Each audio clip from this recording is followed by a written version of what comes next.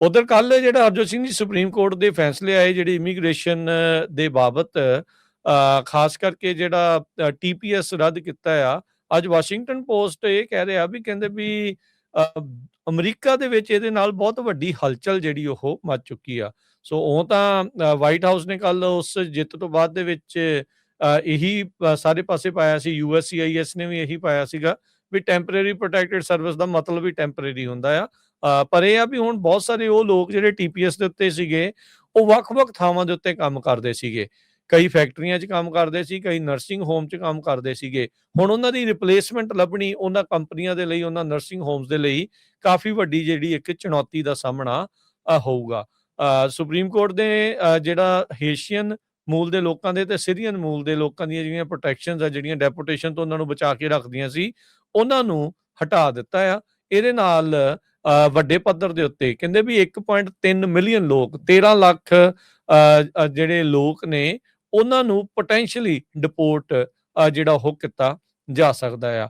ਕਿ ਇੰਨੇ ਜਾਣਿਆਂ ਨੂੰ ਡਿਪੋਰਟ ਕਰ ਸਕਣਗੇ, ਇਹ ਟਰੰਪ ਐਡਮਿਨਿਸਟ੍ਰੇਸ਼ਨ ਜਿਹੜੀ ਉਹ ਕੋਸ਼ਿਸ਼ ਜਿਹੜੀ ਉਹ ਕਰੇਗੀ। ਤੇ ਜਿਸ ਤਰੀਕੇ ਦੇ ਨਾਲ ਉਹਨਾਂ ਨੇ ਓਬਵੀਅਸਲੀ ਹਰਜੋਤ ਸਿੰਘ ਜੀ ਖੁਸ਼ੀ ਜਿਹੜੀ ਉਹ ਮਨਾਈ ਆ, ਸੋ ਲੱਗ ਇਹੀ ਰਿਹਾ ਵੀ ਤੇਜ਼ੀ ਦੇ ਨਾਲ ਇਸ ਪਾਸੇ ਵੱਲ ਨੂੰ ਉਹ ਵੱਧ ਸਕਦੇ ਆ। ਕੀ ਇਸ ਤੋਂ ਬਾਅਦ ਕੋਈ ਹੋਰ ਅਦਾਲਤਾਂ ਦੇ ਵਿੱਚ ਬੰਦਾ ਇੰਡੀਵਿਜੂਅਲੀ ਕੋਈ ਕਰ ਸਕਦਾ ਹੈ, ਕੋਈ ਸਟੇ ਲੈ ਸਕੂਗਾ, ਡੈਪੂਟੇਸ਼ਨ ਨੂੰ ਰੋਕ ਸਕੂਗਾ? ਇਹ ਕੰਮ ਥੋੜਾ ਔਖਾ ਜਿਹੜਾ ਉਹਨਾਂ ਦੇ ਲਈ ਲੱਗੇਗਾ।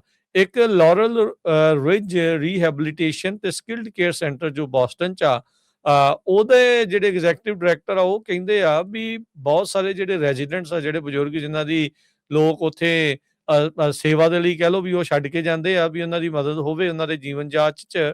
ਤੇ ਕਹਿੰਦੇ ਵੀ ਬਹੁਤ ਸਾਰੇ ਜਿਹੜੇ ਕੇਅਰ ਗਿਵਰ ਆ, ਉਹ ਇਹਨਾਂ ਕਮਿਊਨਿਟੀਜ਼ ਦੇ ਨਾਲ ਜੁੜੇ ਹੋਏ ਸੀਗੇ, ਤੇ ਉਹ ਜੇ ਜਾਂਦੇ ਆ ਤਾਂ ਇਹਨਾਂ ਲੋਕਾਂ ਨੂੰ ਜਿਹੜੀ ਕੇਅਰ ਮਿਲਦੀ ਆ, ਸਹਾਇਤਾ ਮਿਲਦੀ ਆ, ਉਹ ਜਿਹੜੀ ਹੁਣ ਨਹੀਂ ਮਿਲੇਗੀ। ਬਹੁਤ ਸਾਰੇ ਲੋਕ ਕਹਿਣਗੇ ਵੀ ਅਮਰੀਕਨਸ ਇਹ ਕੰਮ ਨੂੰ ਜਿਹੜੇ ਉਹ ਲੱਗਣਗੇ, ਪਰ ਅਮਰੀਕਨ ਜਿਹੜੇ ਮੈਜੋਰਟੀ ਆ, ਉਹ ਆਟਾ ਦਾਲ ਸਕੀਮ ਦੇ ਉੱਤੇ ਲੱਗੇ ਹੋਏ ਆ।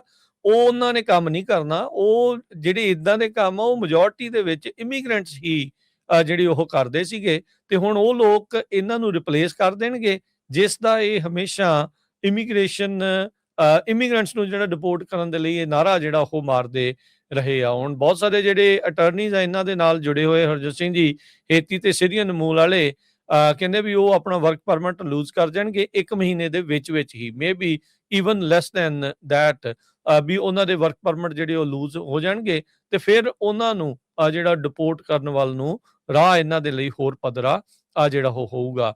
ਸਟੀਵਨ ਮਿਲਰ ਉਹ ਇਹਨਾਂ ਨੇ ਜਿਹੜਾ ਉਹ ਬਿਆਨ ਦਿੱਤਾ, ਜਿਹੜਾ ਕਿ ਬਹੁਤ ਹੀ ਜ਼ਿਆਦਾ ਮੇਨ ਸੂਤਰਧਾਰ ਆ ਇਮੀਗ੍ਰੇਸ਼ਨ ਕਰੈਕਡਾਊਨ ਦਾ ਟਰੰਪ ਐਡਮਿਨਿਸਟ੍ਰੇਸ਼ਨ 'ਚ।